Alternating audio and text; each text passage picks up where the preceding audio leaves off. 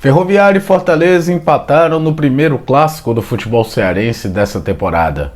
Um jogo que traz lições para o Fortaleza, com avaliações de algumas individualidades principalmente, mas a questão de como furar um bloqueio defensivo para ser trabalhado, e que para o Ferroviário traz um alento de competitividade para um time que teve o seu terceiro treinador da beira do campo ao longo de uma temporada que ainda está no início, embora a primeira fase do Campeonato Cearense já esteja bem pertinho do seu final.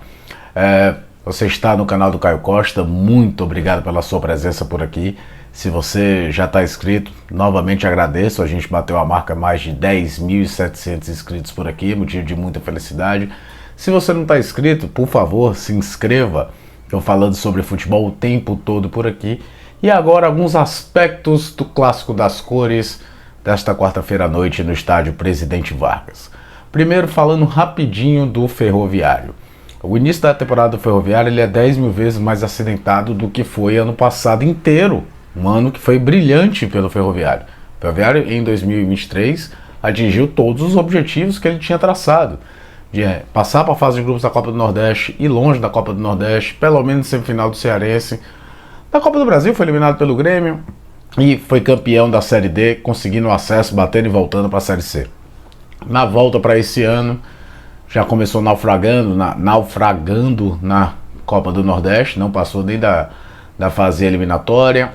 O Matheus Costa não ficou no clube, já teve que trazer o Raimundinho, que é coordenador técnico, que conseguiu dar um gás no Campeonato Cearense com 2 vitórias importantíssimas contra Atlético e Caucaia, e hoje teve o seu terceiro treinador da borda do campo, o segundo técnico efetivo, o Maurício Cupertino, que teve uma estreia bem interessante. O Ferroviário, dentro do que ele planejava fazer, fez uma partida muito melhor do que a do Fortaleza. Substituiu na hora correta para manter o nível de intensidade da equipe no jogo, num jogo de muita entrega, de muita marcação, de muita disposição, de ser um time que estava marcando, mas que não abria mão de tentar o contra-ataque.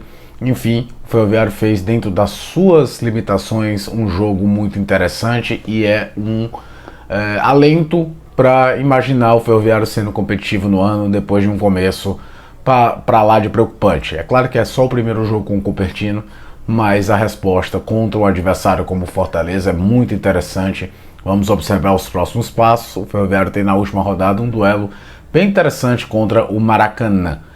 Trazendo para o Fortaleza. Fortaleza veio de um jogo contra o América de Natal e que ele sofreu para abrir espaço no sistema defensivo do América. Tanto que conseguiu vencer com um pênalti que não aconteceu, um pênalti mal marcado em cima do Marinho e um gol de falta do Pochettino com a bola passando entre a barreira, desviando na barreira, ou seja, não foram frutos de jogadas trabalhadas ou de um time que conseguisse envolver o adversário.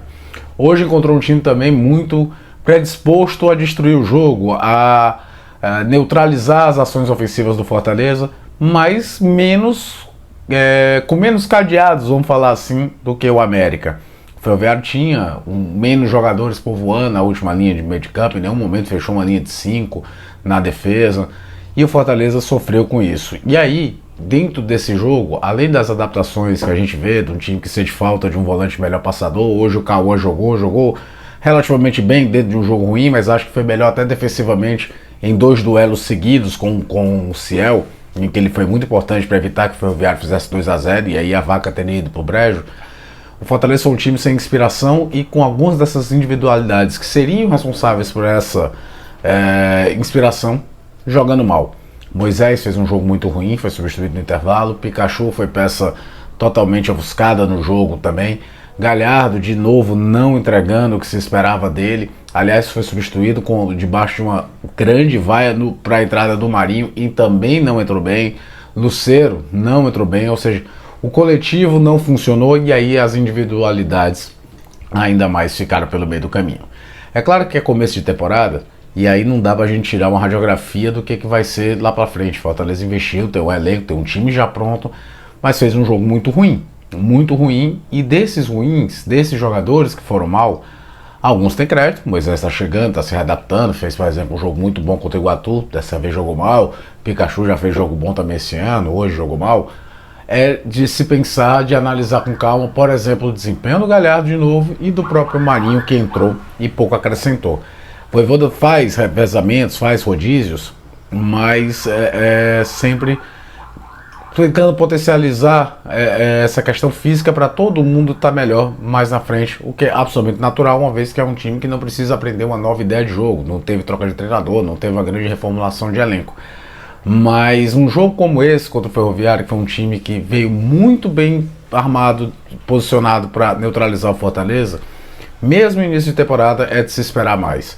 Acho que nem mesmo o Machuca, que faz o gol de empate, fez uma partida de saltar os olhos ou de aproveitar a oportunidade que há muito tempo ele esperava.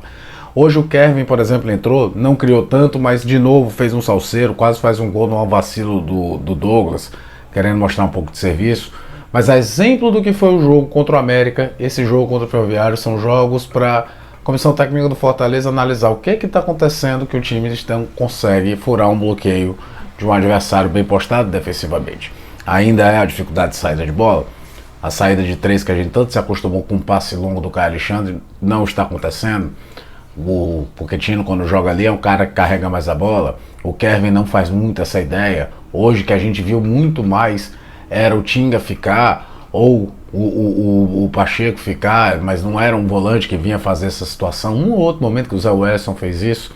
E esse passe em profundidade era um dos diferenciais que o Fortaleza tinha para abrir espaço. Hoje senti muita falta do Caleb, que já foi substituído no intervalo contra o América, teve um desconforto e não jogou, mas não dá para depender apenas do talento do Caleb para mostrar isso. Luquinhas, no seu primeiro jogo como titular, pouco acrescentou, mas também prefiro ver como um momento de adaptação ao futebol brasileiro. É um cara que praticamente não jogou na sua terra, profissionalmente não jogou. Vamos ter que esperar um pouco mais. Fortaleza joga no final de semana pela Copa do Nordeste. Aí a gente pode ver se ele vai ter oportunidade ou não. O fato é que o Ferroviário sai do jogo um pouquinho triste por ceder o resultado, porque afinal de contas vencia a partida até os 45 do segundo tempo, mas feliz por ter mostrado uma competitividade que talvez não tivesse sido vista até o momento na temporada. No outro Fortaleza, sem nenhum grau de desespero, mas analisar que individualidades estão mal, que precisa esperar um pouquinho para ter mais chance, quem tem que ser potencializado, porque tem muita gente que pode render mais, mas que de novo não foi bem. Mandar um abraço a todo mundo que está inscrito por aqui, meu muito obrigado mesmo. Se você não está inscrito, por favor, se inscreva e deixa o like, que é muito importante para fortalecer o canal.